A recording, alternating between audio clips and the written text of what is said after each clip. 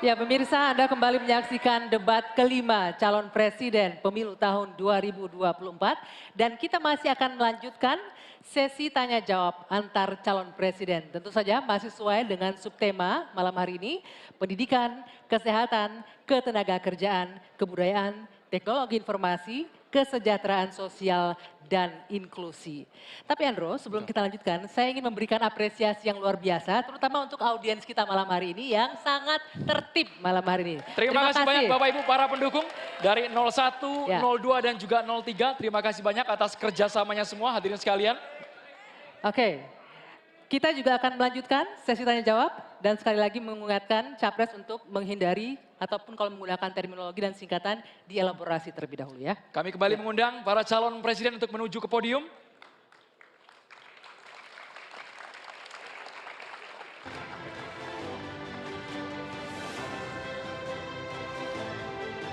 Hadirin sekalian dan juga pemirsa, di awal segmen ini calon presiden nomor urut 3, Bapak Ganjar Pranowo akan memberikan pertanyaan kepada calon presiden nomor urut 2, Bapak Prabowo Subianto. Waktu Bapak Ganjar 1 menit dimulai saat Bapak berbicara. Silakan Pak Ganjar. Pak Prabowo, saya punya program internet gratis untuk sekolahan, untuk UMKM.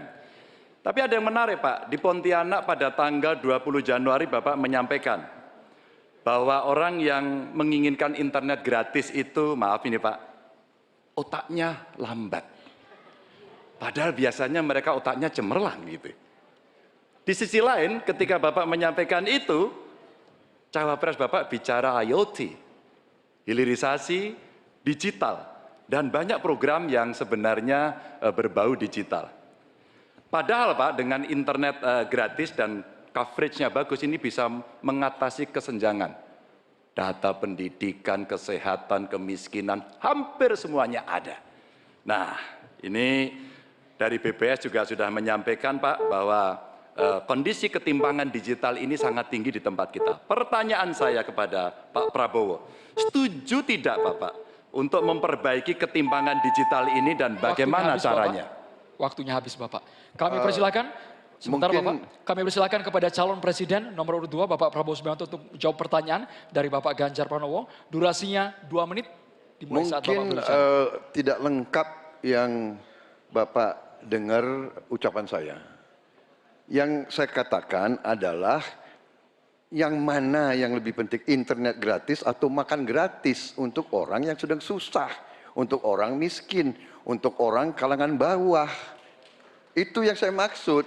Kalau internet gratis, ya saya setuju, tapi jangan internet gratis lebih dipentingkan daripada makan gratis. Makan ini mutlak untuk rakyat kita. Mereka harus makan, anak-anak harus makan, orang miskin harus makan. Itu maksud saya. Kalau internet gratis bagus untuk ketimpangan digital dan sebagainya. Saya sependapat. Mungkin ada yang lapor ke Bapak kurang lengkap. Saya kira itu mungkin ya. Tapi saya tidak bermaksud bahwa internet gratis itu tidak penting. Tidak. Kalau dibandingkan dengan makan gratis bagi saya strategik mengatasi banyak masalah. Saya kira itu jawaban saya. Terima kasih. Masih ada waktu Bapak? Saya kira saya sudah jawab. Baik. Ya. Selanjutnya kami persilakan. Mohon tenang hadirin sekalian, kami persilakan kepada calon presiden nomor urut 3, Bapak Ganjar Pranowo untuk menanggapi. Inilah hebatnya kalau coverage internetnya bagus Pak. Jejak digital tidak akan pernah hilang Pak Prabowo. Maka statement Bapak yang hari ini mencoba mengklarifikasi rasa-rasanya di publik sudah lewat Pak. Karena pertanyaan Bapak itu sangat clear dan membandingkan itu. Maka kalau kita berbicara bahwa orang yang pilih internet gratis otaknya maaf lambat, saya kira statement itu sangat sadis. Dan tentu saja apa yang mesti kita lakukan Pak, ada kurang lebih 12.000 desa yang masih blank spot. Padahal kita ingin mendigitalisasi banyak hal untuk memberikan fasilitas. Ya pendidikan, ya kesehatan, ya. Dan 2 kementerian ini yang kita siapkan hari ini untuk jadi contoh. Kenapa? Karena relatif datanya lengkap. Kalau kemudian kita ingin membuat negara ini maju jauh lebih cepat. Terima kasih. Kami persilakan kepada Capres nomor 2, Bapak Prabowo untuk menanggapi jawaban dari Bapak Ganjar Pranowo. Waktu Bapak 1 menit dimulai saat Maaf berbicara. Pak Ganjar, saya tegaskan kembali. Dalam konteks internet gratis, kalau dibandingkan dengan makan gratis, mana yang lebih diprioritaskan? Maksud saya adalah makan gratis diprioritaskan. Bukan berarti internet gratis tidak penting. Sama sekali tidak. Saya apabila jadi presiden, saya akan bawa internet gratis ke seluruh desa di seluruh Indonesia. Jelas itu. Tapi makan gratis untuk anak-anak Indonesia dan ibu-ibu hamil itu strategik, itu utama bagi saya. Terima kasih. Masih ada waktu Bapak, ingin dimanfaatkan? Cukup? Cukup. Ya, selanjutnya kita akan beralih ke Capres nomor urut 1, Pak Anies Baswedan yang akan bertanya ke Capres nomor urut 3, Pak Ganjar Pranowo. Silakan Pak Anies, pertanyaannya dimulai 1 menit dari Anda berbicara.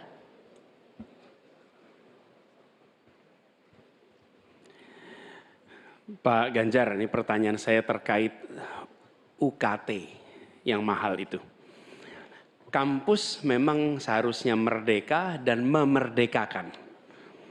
Dan kampus merdeka itu baik, tapi bukan berarti merdeka untuk menaikkan ongkos. Bukan berarti menggunakan segala cara untuk bisa mendapatkan dana dari mahasiswanya. Nah, belakangan kita mendengar fenomena ini. Bahkan ada yang kesulitan membayar UKT sampai harus malah dianjurkan untuk menyelesaikan lewat pinjol. Nah, bagaimana pendapat dan pandangan Pak Ganjar melihat problem pendidikan tinggi di Indonesia ini? Silakan Pak Ganjar. Ya, silakan waktunya 2 menit Pak Ganjar untuk menjawab. Terima kasih Pak Anies. Yang pertama, hentikan liberalisasi pendidikan. Hentikan hari ini. Berikanlah kepada para mahasiswa kita proporsi yang benar. Kenapa Ganjar Mahfud punya program 1 keluarga miskin, 1 sarjana agar mereka tidak direpotkan pada persoalan ini. Dan Pak Anies tadi betul, ikhtiar para mahasiswa hari ini agar dia tetap bisa sekolah adalah ngutang. Dan pinjol ternyata menjadi problem, dan saya sepakat kami diskusi beberapa waktu lalu dengan para mahasiswa di Jogja, ini menjadi cerita utama. Pak Ganjar, apa kemudian yang bisa kita dapatkan ketika kemudian kita harus memacu diri agar nasib kami jauh lebih baik? Karena kami tidak bisa mendapatkan akses yang mudah di situ. Saya ingin mengangkat kembali sebenarnya. Dulu, era senior-senior saya, senior-senior kita saya kira, termasuk kakak saya sendiri. Dia punya KMI kalau tidak salah waktu itu. Kredit Mahasiswa Indonesia. Dan kalau tidak salah kakak saya sampai hari ini ijazahnya tidak pernah diambil juga. Karena itu dia lulus menggunakan kredit yang sangat murah, diberikan skim oleh pemerintah, dan modelnya seperti Yarnen, bayarnya setelah panen. Panennya apa? Ketika dia sudah lulus. Maka liberalisasi yang mesti dihentikan ini menurut saya mesti juga diimbangi dengan proporsionalitas kepada mana yang mampu dan mana yang kurang mampu. Yang kurang mampu mesti mendapatkan intervensi dari pemerintah, dan tentu saja apa yang mesti dikerjakan oleh perguruan tinggi pun dia harus bisa menunjukkan bahwa UKT ini dengan klaster-klaster pembiayaan seperti ini diperuntukkan untuk kalangan yang memang sesuai dengan strata mereka. Begitu. Cukup? Baik. Saya berikan kesempatan berikutnya untuk Pak Anies menanggapi jawaban dari Capres nomor 3, 1 menit. Silakan dimulai dari Anda bicara. Ya, terima kasih. Bagus Pak Ganjar. Kami teruskan. Jadi kami melihat pendidikan tinggi sebagai supplier pembentukan kelas menengah Indonesia. Negara harus menempatkan pendidikan tinggi itu sebagai eskalator sosial ekonomi. Jadi kalau cara pandangnya begitu, maka biaya pendidikan tinggi ada 2 penyedianya. 1 orang tua, 1 negara. Nah, unsur negara harus lebih besar. Negara ambil alih biaya itu. Bukan justru malah dibebankan ke universitas. Supaya apa? Dosen, pimpinan universitas bekerja pada pendidikannya, pengajarannya, penelitiannya, pengabdian masyarakat. Biayanya negara yang masuk. Ini sebagai investasi. Nanti negara itu dapatnya pendapatan dari mana? Ketika mereka menjadi kelas menengah, mereka bekerja, mereka memberikan pajak bagi negara, tapi bukan pendapatan ketika mereka sedang sekolah. Jadi negara menciptakan universitas sebagai eskalator sosial ekonomi. Itu kira-kira juga dilakukan. Baik, kami berikan kesempatan terakhir untuk Capres nomor urut 3 memberikan tanggapan dari respon Pak Anies. Silakan Pak Ganjar, 1 menit dari Anda berbicara. Kalau kita ingin membangun dan basisnya adalah sumber daya manusia, saya kira tidak boleh diingkari bahwa betul pendidikan adalah investasi. Jangan dihitung-hitung sebagai sebuah kos. Maka kalau kemudian saya mau berbagi pengalaman di Jawa Tengah, kenapa saya cari keluarga miskin agar anaknya bisa sekolah langsung kerja. Kami mulai dari SMK karena alhamdulillah kami mampu untuk mengcover itu. Ada SMK Jateng, mereka sekolah 3 tahun dan lulus. Kami ingin tingkatkan ini. Kemana? Ke perguruan tinggi. Agar mereka kemudian bisa jauh lebih baik lagi. Dengan cara itu, ruang-ruang publik kehadiran negara, khususnya dalam bidang pendidikan inilah yang bisa kita berikan kepada mereka. Hari ini yang kita tuju adalah bagaimana kebijakan ini berpihak kepada yang lemah. Apakah itu si miskin, apakah itu kelompok perempuan, apakah itu penyandang disabilitas. Sehingga mereka bisa mendapatkan akses pendidikan tinggi dengan murah. Baik, silakan selanjutnya. Selanjutnya hadirin sekalian, calon presiden nomor urut 2 Bapak Prabowo Subianto kami persilakan untuk bertanya kepada calon presiden nomor urut 1 Bapak Anies Baswedan. Waktu Bapak 1 menit dimulai saat Bapak berbicara. Pak Anies, kita mengerti tadi bahwa angka kematian atau usia hidup Indonesia termasuk cukup memprihatinkan, dan ini masalahnya adalah karena kekurangan dokter. Apakah Bapak setuju dengan gagasan saya untuk secara besar-besaran mengirim 10.000 anak-anak kita ke luar negeri dengan beasiswa penuh untuk belajar kedokteran dan sains, teknologi, dan engineering mathematics sebagai langkah darurat untuk mengatasi kesulitan ini dalam waktu yang sesingkat-singkatnya. Terima kasih. Masih ada waktu Bapak? Cukup? Silakan Bapak Anies Baswedan untuk langsung menjawab pertanyaan dari Bapak Prabowo Subianto. Waktu Bapak 2 menit untuk menjawab, silakan. Ya, prinsip untuk meningkatkan kompetensi kami setuju Pak. Karena kompetensi yang meningkat bagaimanapun juga akan bermanfaat. Nah, isunya adalah kita harus melihat apa yang menjadi urgen hari ini. Dan di situ harus berbicara dengan siapa? Berbicara dengan stakeholder. Negara punya kewenangan, tapi sekali lagi pengetahuan dan situasi di lapangan kita harus berbicara dengan stakeholder. Siapa itu?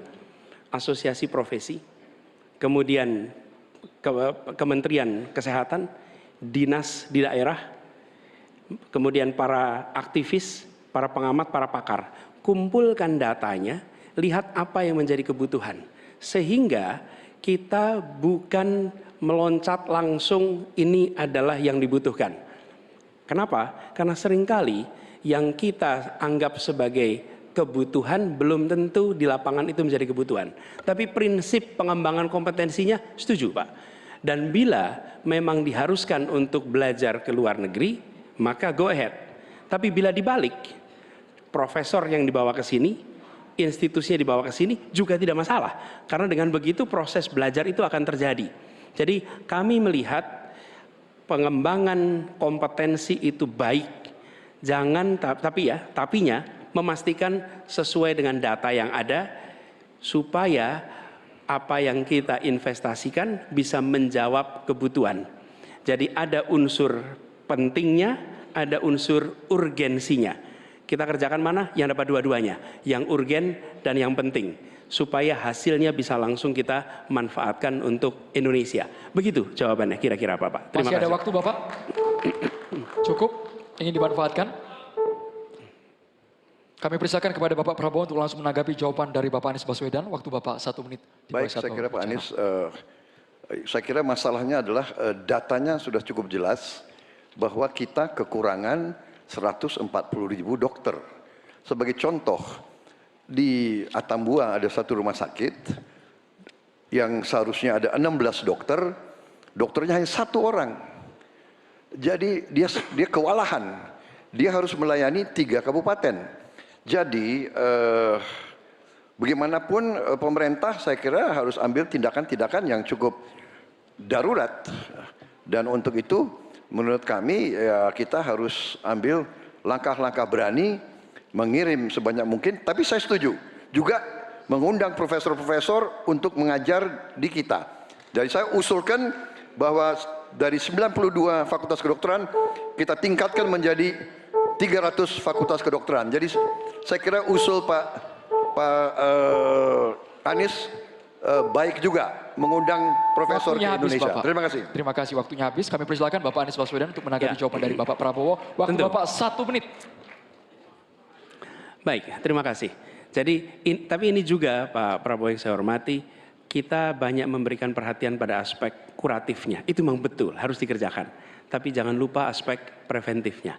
Dan ketika bicara aspek kuratif ada 2. Satu adalah soft infrastructure, tadi tenaga medisnya.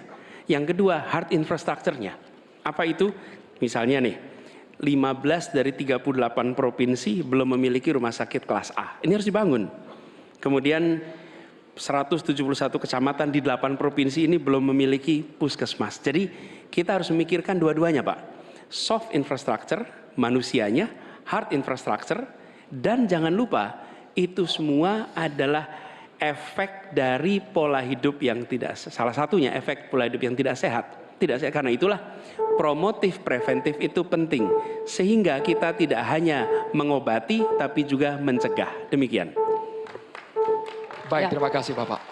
Baik, berakhir sudah sesi tanya jawab antar calon presiden. Kita masih akan lanjutkan lagi, tapi silakan beri tepuk tangan yang meriah dulu untuk sesi tanya jawab 3 calon presiden ini. Oke.